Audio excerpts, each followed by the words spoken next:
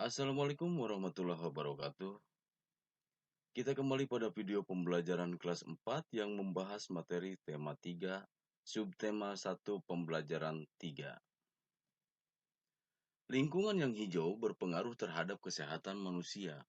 Hal ini salah satunya karena manusia menghirup oksigen yang dihasilkan oleh tumbuhan. Ayo kita bermain sambil berolahraga di lingkungan segar. Nah, di sini kita akan membahas tentang pohon atau tumbuhan. Setelah segar berolahraga di luar ruangan, tahukah kamu apa yang membuat segar udara di luar? Tumbuhan hijau membuat segar udara karena menghasilkan oksigen.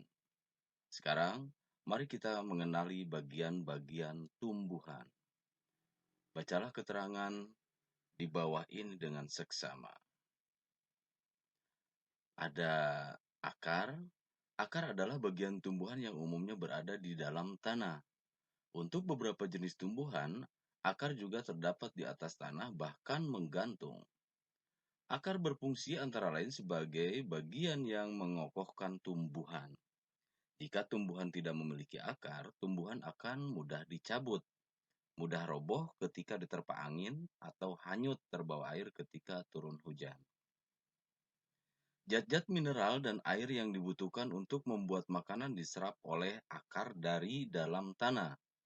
Namun, pada beberapa tumbuhan tertentu, akar tidak hanya berfungsi menyerap air dan mineral, tetapi juga berfungsi sebagai menyimpan cadangan makanan. Misalnya, pada beberapa tumbuhan umbi-umbian.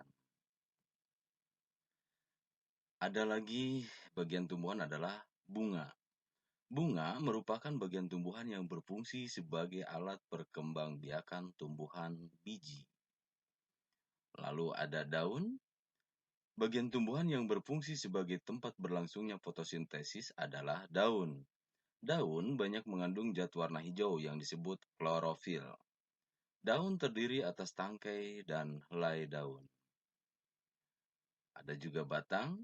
Batang, bagian tumbuhan yang berada di atas tanah, adalah batang yang berfungsi sebagai tempat munculnya daun, bunga, dan buah. Batang juga berfungsi mengedarkan mineral dan air yang diserap akar, serta zat makanan hasil fotosintesis ke seluruh bagian tubuh tumbuhan.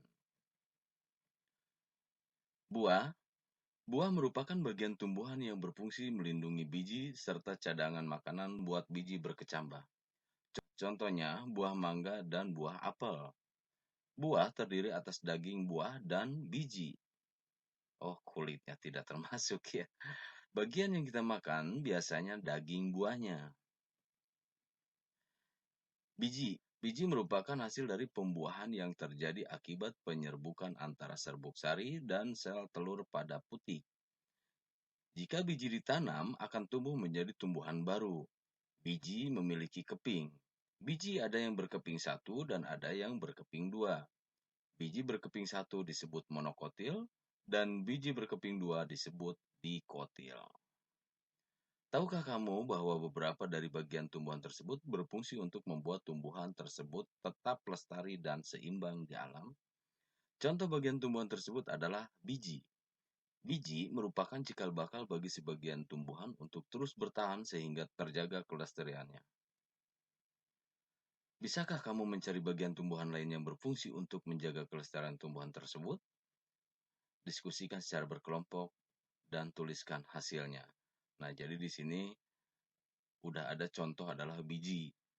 Sementara dalam tumbuhan itu ada banyak lagi. Lalu cermati teks tentang upaya manusia untuk menjaga kelestarian lingkungan berikut ini. Setiap tumbuhan memiliki bagian-bagian yang bermanfaat bagi makhluk hidup lain. Di antara tumbuhan tersebut ada yang memiliki bunga. Bunga-bunga di sekitar rumah Lani terlihat sangat subur dan beraneka warna. Lani sangat rajin merawat bunga-bunga tersebut. Ia menyiramnya setiap hari dan memberikan pupuk secara teratur. Bunga membuat lingkungan rumah Lani menjadi indah dan sejuk dipandang mata. Beberapa jenis bunga menghasilkan wangi, sehingga membuat harum udara di lingkungan rumah Lani. Dari bacaan tadi, ada kaitannya dengan pertanyaan berikut. Silahkan ada 3 pertanyaan yang harus kalian jawab. Yang pertama adalah, apa kewajibanmu terhadap tumbuhan yang ada di sekitar? Manfaat apa yang bisa kamu peroleh dari bunga? Yang ketiga, apabila tumbuhan berbunga wangi, apa yang sebaiknya kamu lakukan? Jadi kalian harus menjawab semua 3 pertanyaan itu. Memelihara tumbuhan adalah bagian dari kegiatan menjaga keseimbangan dan pelestarian lingkungan. Sekarang kamu akan menanam satu jenis tumbuhan, kemudian merawatnya dan mengamatinya setiap bagiannya. Nah, di sini ada salah satu contoh. Saat tanaman mulai tumbuh, lakukan kegiatan berikut. Identifikasi dan tuliskan setiap bagian tumbuhan berikut fungsinya. Diskusikan hasil pengamatan secara berkelompok. Tuliskan hasil diskusi dalam bentuk laporan. Kamu dapat menyertakan gambar dalam laporan tersebut.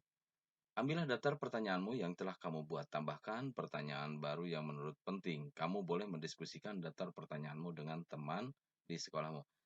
Di sini kamu harus membuat 5 pertanyaan terkait dengan tumbuhan. Terserah ya, pertanyaannya kayak gimana. Sekian pembelajaran kali ini. Semoga bermanfaat. Assalamualaikum warahmatullahi wabarakatuh.